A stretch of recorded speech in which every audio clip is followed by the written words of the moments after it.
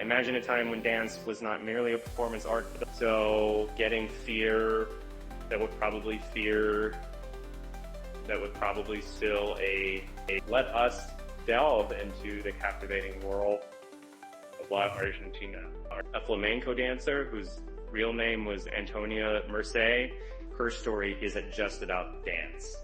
It's a saga of passion, identity, and rebellion. In the early 20th century, Spain was a country rich with cultural heritage, but torn by political strife. In this setting emerged La Argentina, not just as a dancer, but as a cultural icon who would redefine the very essence of Spanish dance.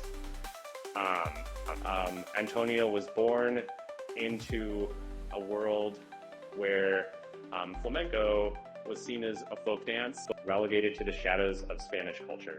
However, with her fiery spirit and unparalleled grace, she elevated flamenco to the grand stages of high art. Now, picture the scene. The year is 1922, and Paris is the heart of artistic innovation. La Argentina steps onto a dimly lit stage. The audience is restless, buzzing with anticipation for the exotic flavors of Spanish folklore they've been promised. But what they witness is not just a dance, it's a declaration of cultural identity. Each stomp of her feet sends ripples to the ground, and every twist and turn of her body seems to tell a story of struggle and resilience. With her performance, she isn't just entertaining, she's educating the world about her country's rich and tumultuous history.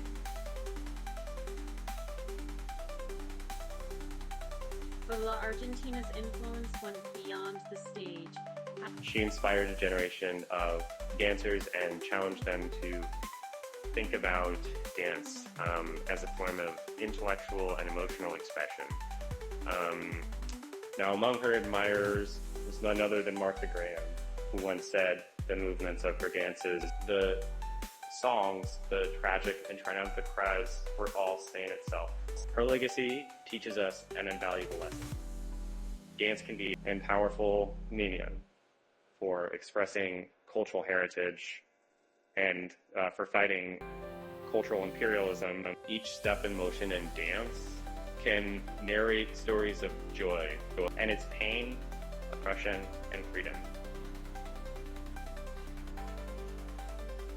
As future scholars and practitioners of dance. And I urge you to think of La Argentina not just as a performer, but as this pioneer who danced not to the rhythm of music, but to the heartbeat of her culture.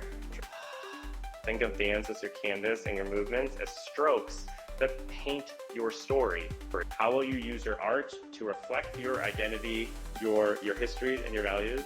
How will you move the world? So let's take our discussion from here.